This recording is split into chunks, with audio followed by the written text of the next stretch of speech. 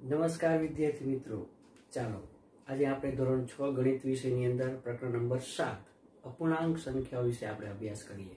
તેમાં આવતા વિવિધ મુદ્દાઓની ચર્ચા પણ કરીશું આપણે। પરંતુ જો હજી સુધી પણ તમે મારી YouTube ચેનલને સબસ્ક્રાઇબ ન કરી હોય તો અત્યારે જ નીચે આપેલી સબસ્ક્રાઇબ બટનને પ્રેસ કરી ચેનલને સબસ્ક્રાઇબ કરો, વિડીયોને લાઈક કરો, વધુને વધુ શેર કરો। વિદ્યાર્થી મિત્રો, ચાલો આજે આપણે હવે અપૂર્ણાંક સંખ્યાઓ વિશે ચર્ચા કરીએ, અભ્યાસ કરીએ। શાળામાં 3 મિત્રો હતા, કોમલ, સુભાષ અને ફરીદા।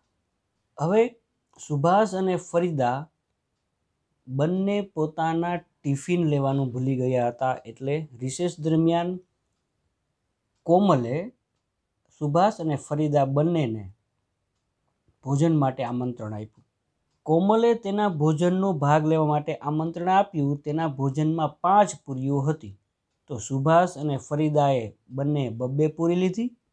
ત્યારબાદ ફરીદાએ 5મી પૂરીના 2 સરખા ભાગ કર્યા અને તેમાંથી અડધો ભાગ સુભાષને આપ્યો અને ફરીદા પાસે 2 સંપૂર્ણ પૂરી અને 1 અડધી પૂરી હતી।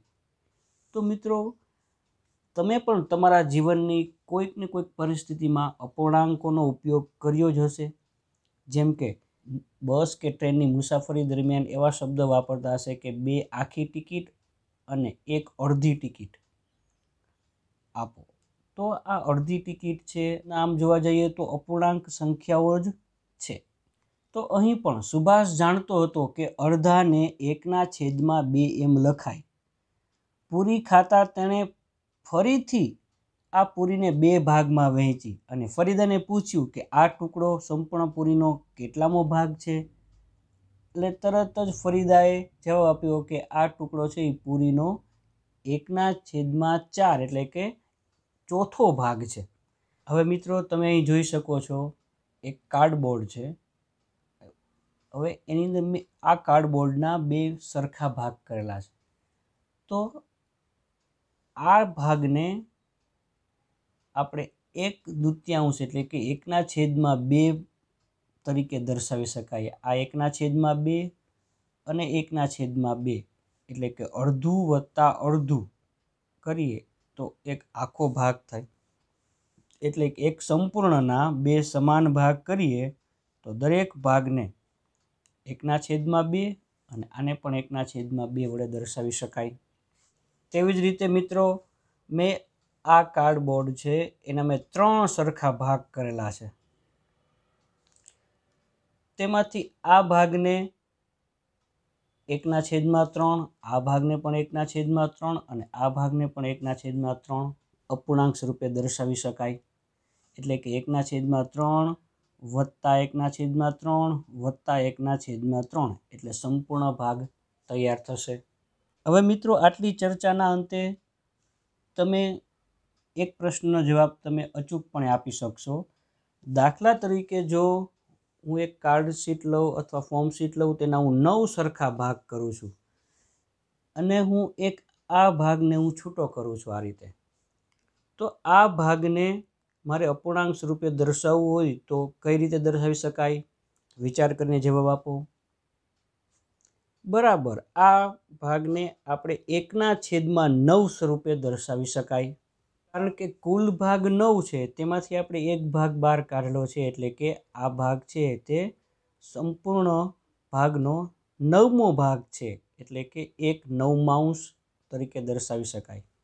તે જ રીતે મિત્રો, તમે અહીં જોઈ શકો છો મેં આ ફોર્મ શીટના 1, 2, 3, 4 ને 5 સમાન ભાગ કરેલા છે, જ્યારે આ ફોર્મ શીટના મેં 10 સમાન ભાગ કરેલા છે। હવે જો આ ફોર્મ શીટમાંથી હું આ ટુકડો આ રીતે દૂર કરું છું અથવા આ ટુકડાને મારે અપૂર્ણાંક સ્વરૂપે બતાવવું હોય તો કઈ રીતે બતાવી શકાય? તો ખૂબ સરળ છે મિત્રો। કુલ 1, 2, 3, 4 ને 5 ભાગ, એમાંથી આપણે આ એક ભાગને અપૂર્ણાંક સ્વરૂપે બતાવવાની વાત છે, તો 1/5 ને અપૂર્ણાંક સ્વરૂપે દર્શાવી શકાય। તે જ રીતે આ કુલ 10 ભાગમાંથી જો આપણે આ ભાગને આપણે અપૂર્ણાંક સ્વરૂપે બતાવવું હોય તો તો કુલ ભાગ 10 છે, તેમાંથી આ એક ભાગ એટલે આ 10મો ભાગ છે, એટલે કે 1/10 સ્વરૂપે બતાવી શકાય। તેવી જ રીતે મિત્રો મેં આ એક સંપૂર્ણ ફોર્મ શીટના 100 સરખા ભાગ કરેલા છે, તમે ધ્યાનપૂર્વક જોઈ શકો છો। હવે તેમાંથી જો હું એક આ ભાગ આ રીતે દૂર કરું અને આ ભાગને મારે અપૂર્ણાંક રૂપે દર્શાવવું હોય તો કેવી રીતે દર્શાવી શકાય, જરા વિચાર કરી અને જવાબ આપવાનો પ્રયત્ન કરો। કુલ ભાગ છે 100, તેમાંથી એક ભાગ બહાર કાઢેલો છે એટલે આ 100મો ભાગ છે। તો આ ભાગને દર્શાવવા માટે મારે અપૂર્ણાંકનો ઉપયોગ કરવો પડે 1/100। તો મિત્રો હવે આપને ખ્યાલ આવી ગયો છે કે અપૂર્ણાંક એ એવી સંખ્યા છે કે જે સમગ્રના ભાગનું પ્રતિનિધિત્વ કરે છે।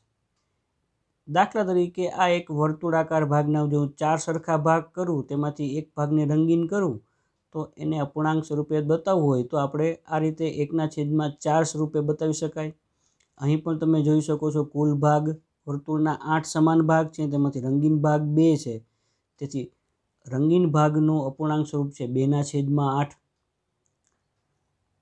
અને અહીં પણ તમે જોઈ શકો છો 8 કુલ ભાગ છે, એમાંથી રંગીન ભાગ 4 છે, એટલે અપૂર્ણાંક સ્વરૂપ છે 4/8। અર્થાત અપૂર્ણાંક એ એવી સંખ્યા છે કે જે સમગ્રના ભાગનું પ્રતિનિધિત્વ કરે છે।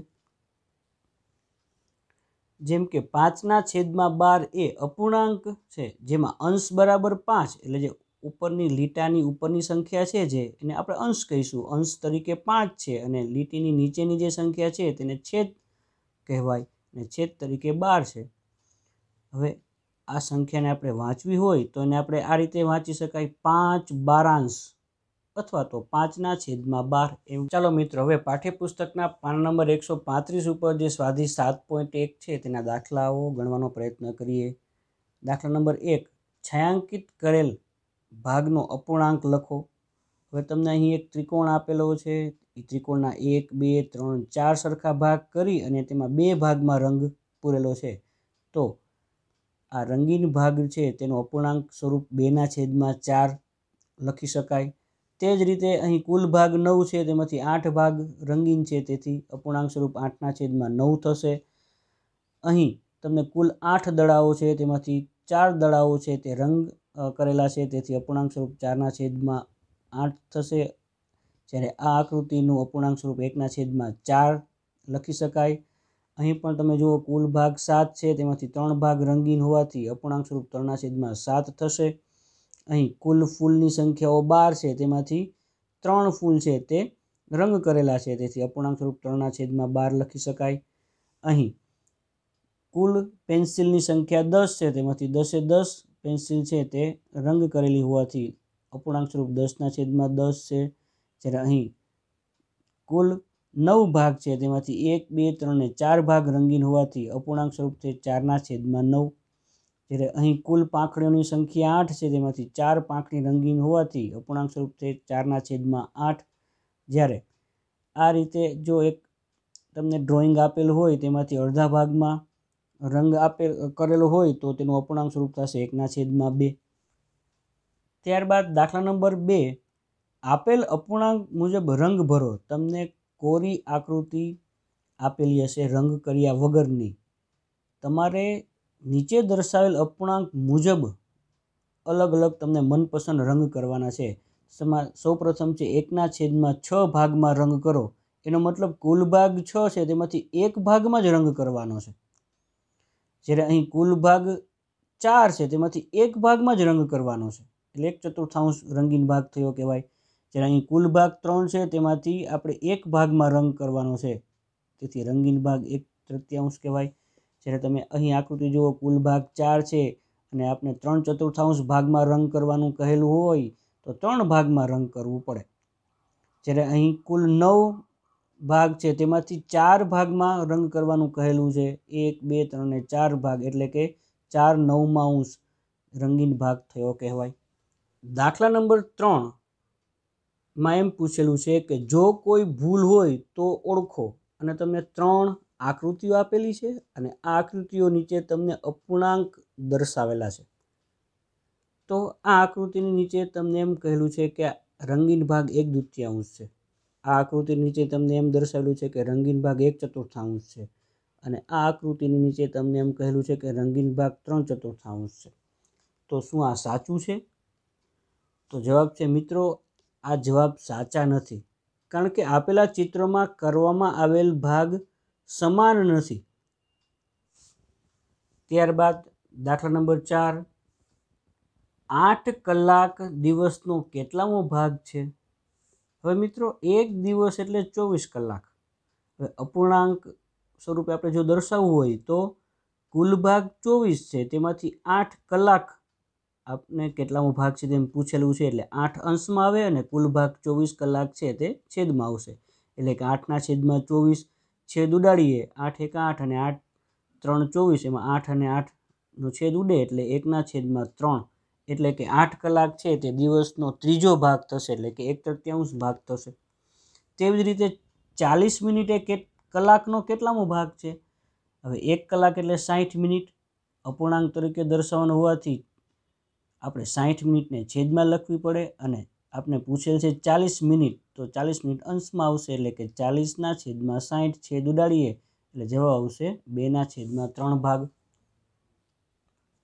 દાખલા નંબર 6ની આપણે જો રકમ વાંચીએ તો આર્યા, અભિમન્યુ અને વિવેક ભોજનના ભાગ પાડે છે।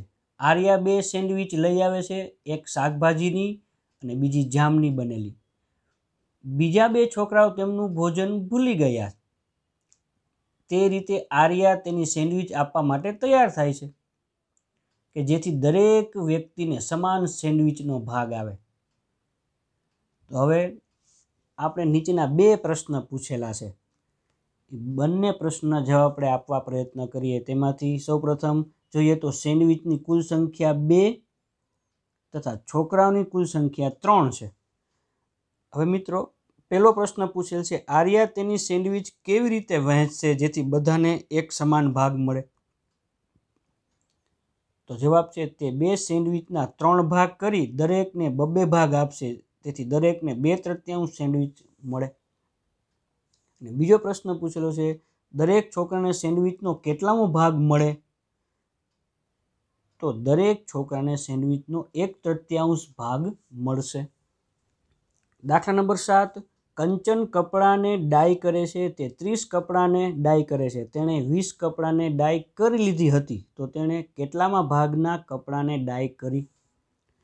તો ડાય કરવાની કુલ કપડાની સંખ્યા 30 અને ડાય કરી લીધેલા કપડાની સંખ્યા છે 20, તેથી અપૂર્ણાંક બનશે ડાય કરી લીધેલા કપડાની સંખ્યાના છેદમાં કુલ કપડાની સંખ્યા, એટલે કે 20/30 અને છેદ ઉડાડીએ એટલે જવાબ આવશે 2/3।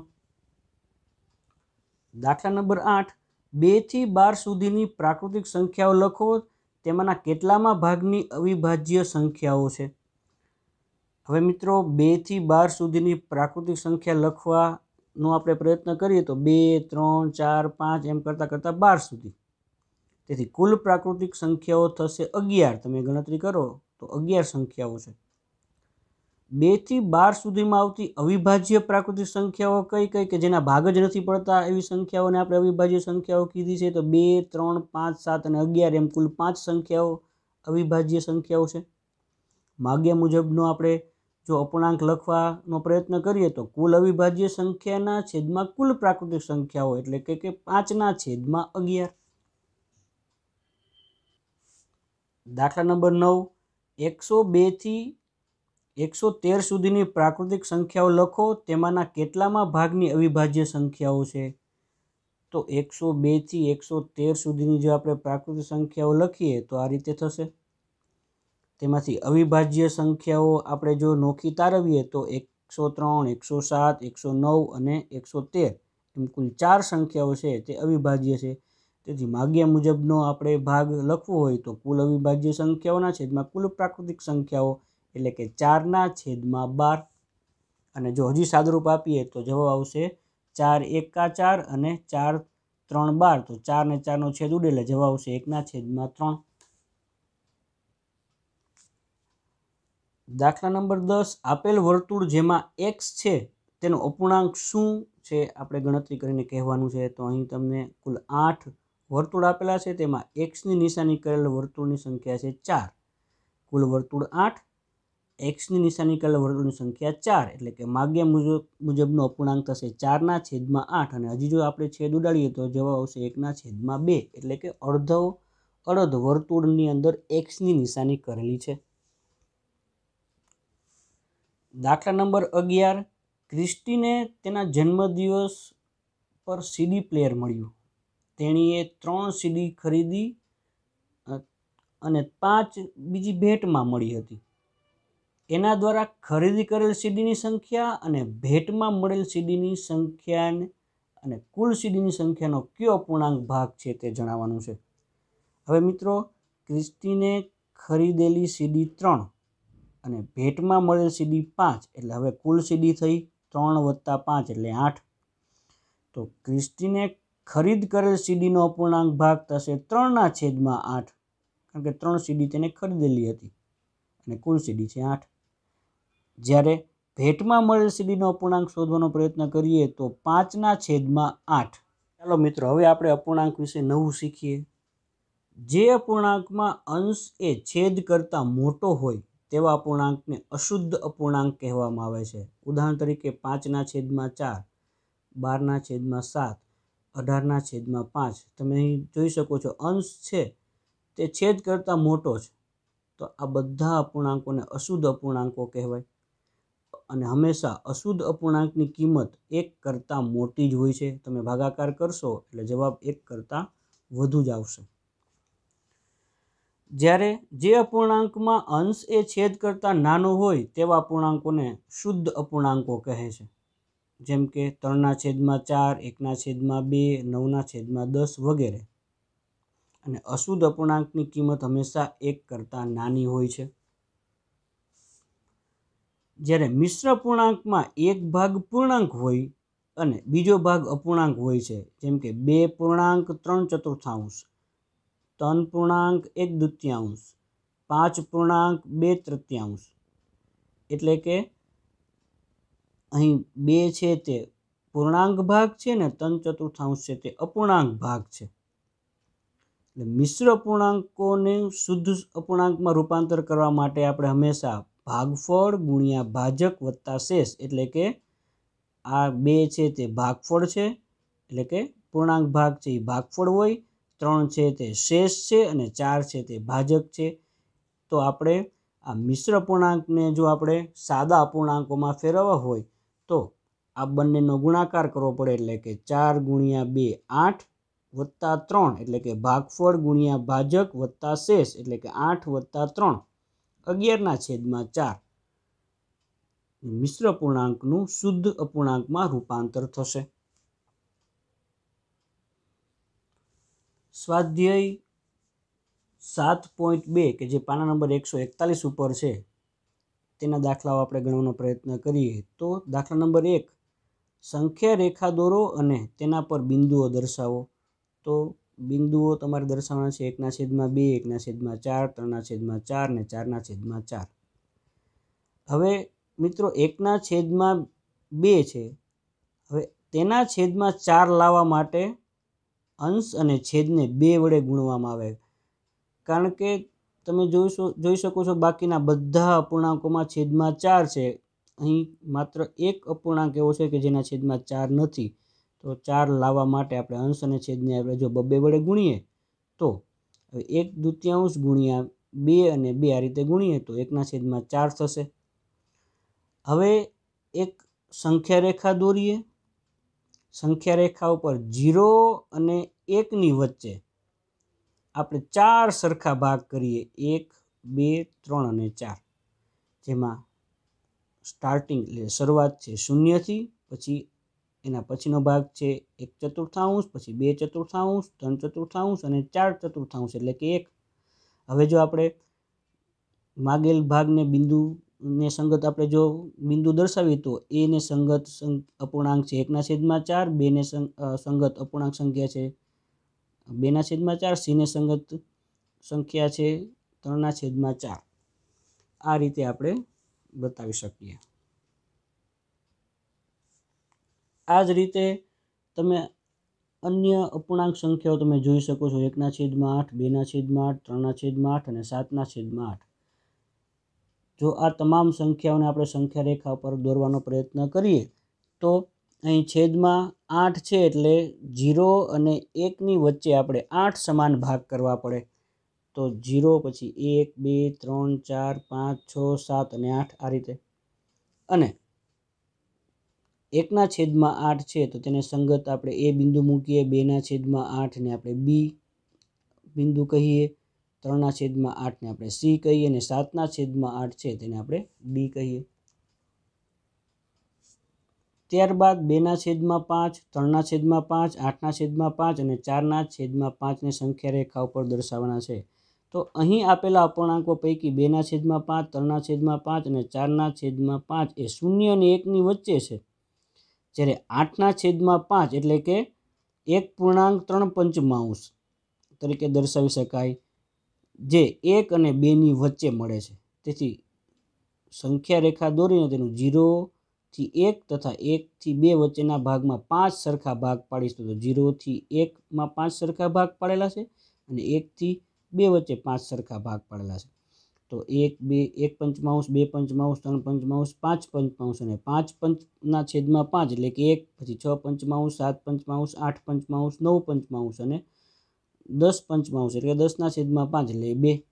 આમ માગેલ અપૂર્ણાંકોને જો આપણે બિંદુ સ્વરૂપે બતાવીએ તો એ, બી, સી અને આ રીતે ડી બતાવી શકાય. દાખલા નંબર 2, નીચે આપેલાને મિશ્ર અપૂર્ણાંક સ્વરૂપમાં દર્શાવો. પહેલો દાખલો છે 20/3 ને આપણે મિશ્ર અપૂર્ણાંક સ્વરૂપે દર્શાવવું હોય તો સાદો આપણે ભાગાકાર કરીએ, જેમાં 20 અને 3 આ રીતે આપણે લખીને ભાગ ચલાવીએ 3 થી, તો 3, 6, 18 અને શેષ વધે છે 2. હવે મિશ્ર અપૂર્ણાંકને આપણે આ રીતે લખવું પડે: ભાગફળ શેષ છેદમાં ભાજક, એટલે કે 6.2/3. 6.2/3. હવે તમે જો એને સાદા અપૂર્ણાંકમાં ફેરવાનો પ્રયત્ન કરું તો 3, 6, 18 વત્તા 2 20/3 ફરીથી મળી જાય છે. હજી વધુ પ્રયત્ન કરીએ 11/3 એટલે કે આ રીતે આપણે 3, 3, 9 અને શેષ વધે છે 2, એટલે કે ભાગફળ શેષ અને ભાજક. આ ભાગફળ પછી શેષ અને ભાજક એટલે 3.2/3 રૂપે લખી શકાય. તે જ રીતે 17/7 ને 2.3 સપ્તમાંશ, 28/5 ને આ રીતે ગણતરી કરી અને મિશ્ર અપૂર્ણાંક સ્વરૂપે બતાવીએ તો 5.3 પંચમાંશ અને 19/6 ને આ રીતે ભાગાકાર કરી ભાગફળ શેષ અને ભાજકને છૂટા પાડી અને લખીએ તો મિશ્ર અપૂર્ણાંક થશે 3.1/6. 35/9 ને 3.8/9 સ્વરૂપે લખી શકાય. દાખલા નંબર 3, નીચે આપેલાને અશુદ્ધ અપૂર્ણાંક સ્વરૂપમાં લખો. તેમાં પહેલો દાખલો છે 7.3/4. એનો મતલબ થયો, હવે આપણે આ પૂર્ણાંકનો છેદ અને પૂર્ણાંક આ બંનેનો ગુણાકાર કરવો પડશે ને એમાં આપણે આ અંશ ઉમેરવો પડશે, એટલે કે 7 × 4 28 વત્તા 3 એટલે કે 31/4. અહીં પણ તમે જુઓ 5.6 સપ્તમાંશ છે તો 5 × 7 35 વત્તા 6 41/7.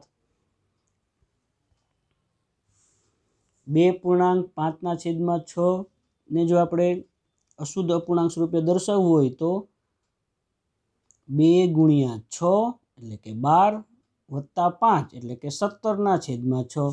જ્યારે અહીં 10 × 5 50 વત્તા 3 53/5. 9.3 સપ્તમાંશમાં 9 × 7 63 વત્તા 3 એટલે 66/7 અને 8.4 નવમાંશ એટલે 8 × 9 72 વત્તા 4 એટલે કે 76/9.